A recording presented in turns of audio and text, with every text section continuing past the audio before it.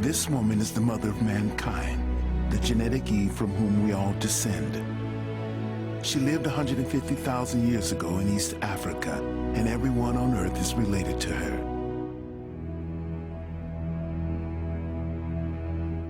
Her daughters and granddaughters will take modern humans out of Africa to populate the rest of the world, the most incredible and important journey mankind will ever make.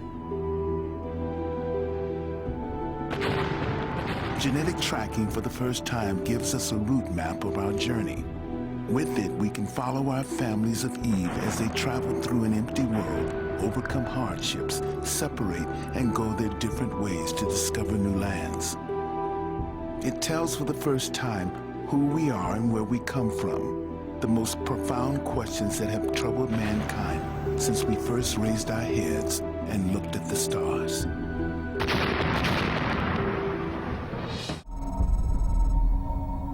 This new science is a breakthrough. Every one of us can now trace our part in this incredible story. We took samples from these people in Chicago. Our genetic testing will show them how their ancestors traveled the world to reach this destination.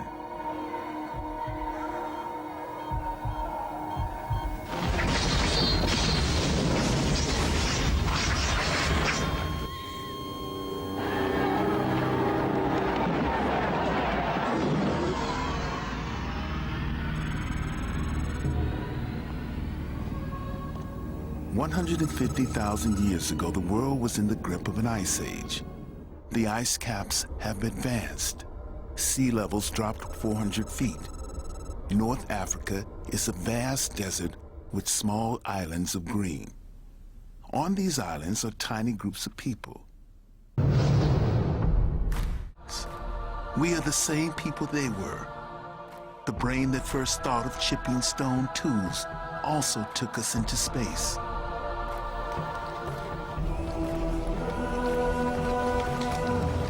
They are hunter-gatherers living in widely scattered groups, roaming each year over great distances, sheltering where they can, gathering seeds and fruit.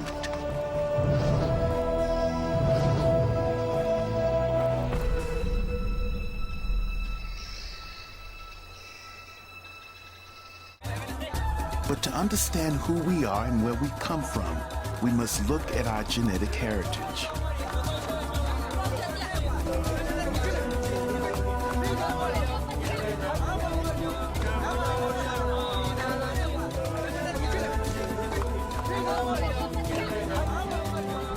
Genetic Eve, the woman from whom we all descend, was not the only woman living at the time, or even the most fertile, but her mitochondrial genes were the most successful and the only ones to survive.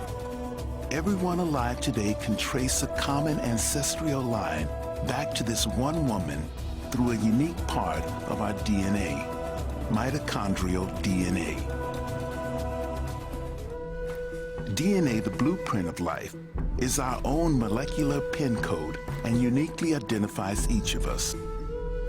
Mitochondria are tiny structures found inside nearly all human cells. It is separate from the normal chromosomal DNA that dictates our height or the color of our eyes. Men inherit it from their mother, but they can't pass it on. In women, it carries on from mother to daughter, down the endless generation almost unchanged. And this is how we can trace our way back to our genetic Eve and her daughters. So written within it is the history of the world's women, and therefore the human race.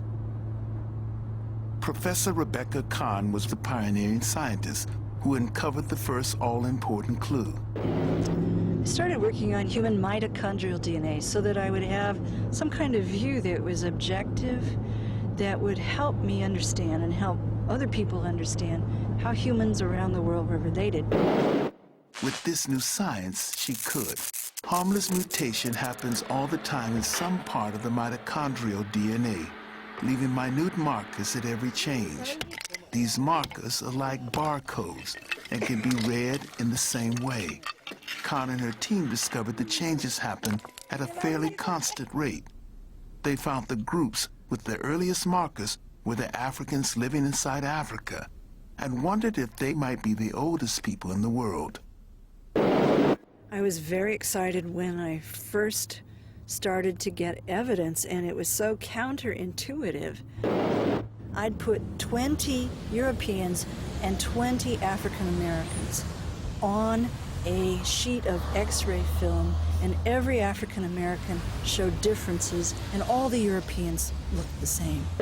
As we got more samples from different areas, I realized that it was a difference in the pattern, and that this whole new type of evidence based on mitochondria was going to change the way we thought about modern humans. In 1987, Kahn and her colleagues published a paper showing for the first time that the markers stretched back to Africa, showing quite clearly that this was the birthplace of the human race.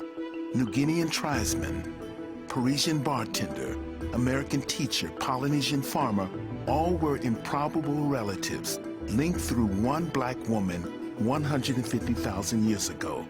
Their findings caused a sensation. The responses of people were sort of amazing.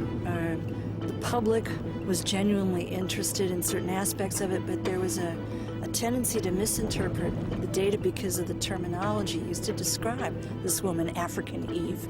And people thought it meant the biblical Eve, the single woman in the Judeo-Christian Bible, the wife of Adam.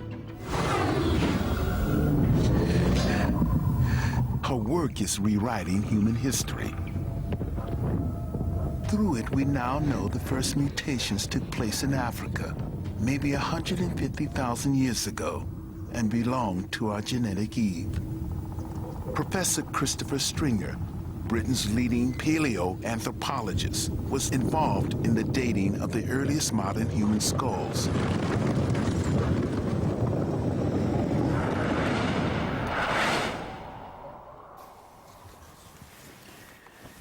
This skull is as close as we can get to what the face of mitochondrial Eve would have looked like. It's a very complete skull found in sediments in a cave dating from about 120,000 years ago. And we can see here that it's a modern human. We've got a high rounded vault to the skull, a face that's tucked in under the cranial vault. And this is what she looked like. Using forensic reconstruction techniques, muscle and flesh have been added to the skull and provide us with the very first glimpse of how our genetic mother might have looked 150,000 years ago.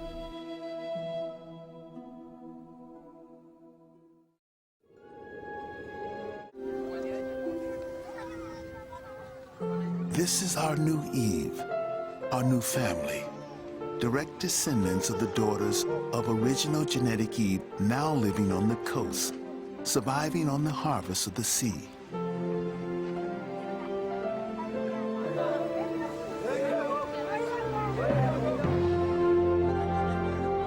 Our entire survival has always been at the mercy of the climate. When times were good, we could spread out. A big arrangement, more food. But the Ice Age froze the world and the deserts closed in, forcing our groups into smaller territories, huddled against the coast. Their beachcombing diet consisted of fish, scallops,